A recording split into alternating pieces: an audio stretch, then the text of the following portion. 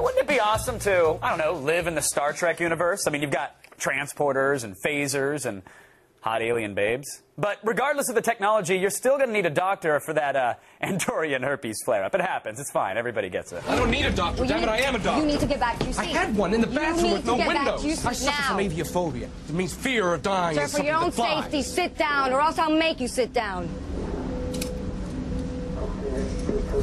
Fine. Thank you. This is Captain Pike. We've been cleared for takeoff. I may throw up on you. I think these things are pretty safe. Don't pander to me, kid. One tiny crack in the hull and our blood boils in 13 seconds. Solar flare might crop up, cook us in our seats. And wait till you're sitting pretty with a case of Andorian shingles. See if you're still so relaxed when your eyeballs are bleeding. Space is disease and danger wrapped in darkness and silence. That's going to be a pleasant ride. With us in studio, Dr. Leonard Bones McCoy. Karl Urban is here. Woo! How are you, Karl? Thank you. I hope the troops gave you a warmer reception than that. Did they fire into the air when you were recently in Kuwait? Yeah, we were recently right? in Kuwait. No weapons fired, thankfully, but they loved the film. Safety's on before Safety you get was out of the on. Black Hawk? Yeah.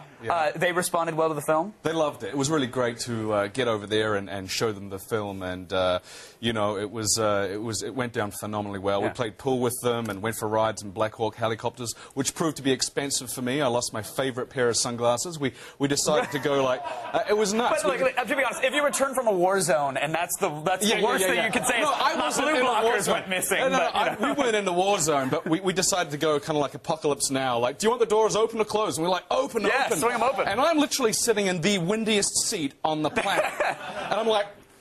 and like drool is going boof onto the person You're like a next to dog me. leaning out the window in the countryside. Exactly. Yeah. There's one point my glasses literally go wheek, foo, and out there. I'm just like, no. You didn't do that. I know where they are. Can you circle back? Can we throw something? I tell you, there's a styly looking Arab out there in Kuwait right now. One guy's like, thanks, Karl. Yeah. Appreciate it. I'm good.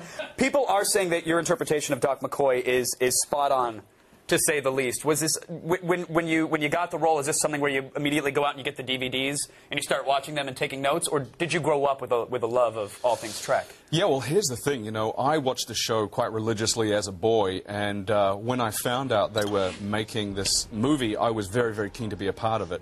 I didn't actually necessarily have to go back and rewatch the entire DVD box set to know. I knew the characters, I knew the archetypes. Sure. The challenge was to really identify the very kind of spirit and essence of what the wonderful Mr. DeForest Kelley did so greatly for 40 years, and really kind of filter that through my interpretation of what a younger Bones would be. Did you have a fanboy moment? Was there ever a freak out or a geek out where you forget a line or you see someone playing a character and... Yeah, I tell you, the most surreal moment for me was seeing Leonard Nimoy, the original Spock, put on his ears and become Spock again for the first time. Well, this is for the film. This isn't just the craft service table. This is not just the craft service, although he was wonderful at craft service, too. I bet he was.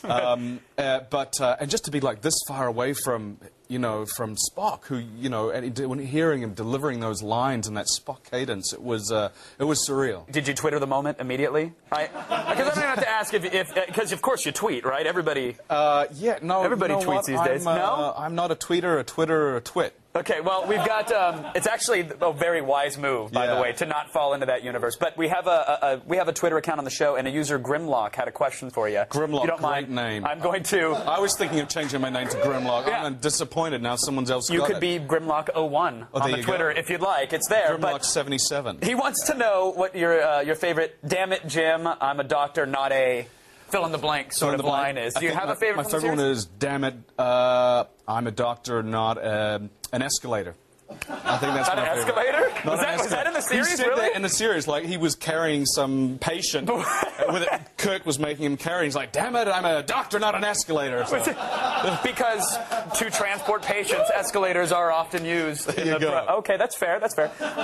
You were actually on Attack of the Show, a slightly different set, slightly redder chairs, but you were here for Pathfinder. Right. Pretty action-y flick, kicking some ass. Yep. Then you had the Lord of the Rings trilogy.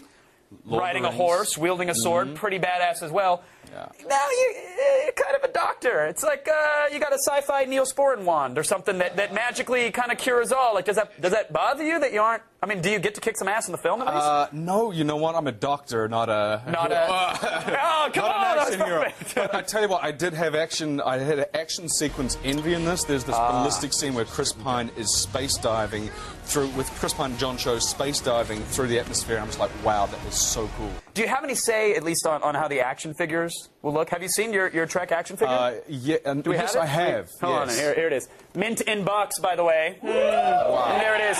Pristine. Pristine. Here's your McCoy. Yeah, there's your futuristic Band-Aid wand there. Yeah. What say you? I mean, they got the eyebrows right. Wow. I'll give them that. Yes, they did. Well, you know, I took a photograph of myself and sent it to them because I didn't like the first one. Really? So, yeah, I wanted to make sure that, because that, you know, you've got to get that Yes, kind of... yes. The You know, lip. there's something that's just a little bit manic that you have to capture. It's the Beverly Hills. It's kind of Beverly Hills Botox, kind of. Someone just popped a balloon behind me. It's very half and half. It's yeah. So that's cool. How cool is that? Are you good with that? You want to open it up and ruin the value and upset I love that. whoever it is? Play with myself. That's it. Yes. And now you don't have to close the blinds when you do. Yeah. No. Good point. So everybody needs the film. Everybody needs to see the film. Fan or otherwise. Star Trek is rebooted. Go and see this film. It is ballistic. It is absolutely phenomenal. It doesn't matter whether you're a Star Trek fan or not. Check it out. Or look for the U.S. Army leaked copy online because it'll be there as well. Yeah. No, I know I'm going to see it. I know our fans are going to see it. And Karl, I wish you the best and thank you so much. Man. All the best. For coming on. Absolute pleasure. You guys, Star Trek beams into theaters this Friday, and don't forget to pick up one of these because you too can play with Karl.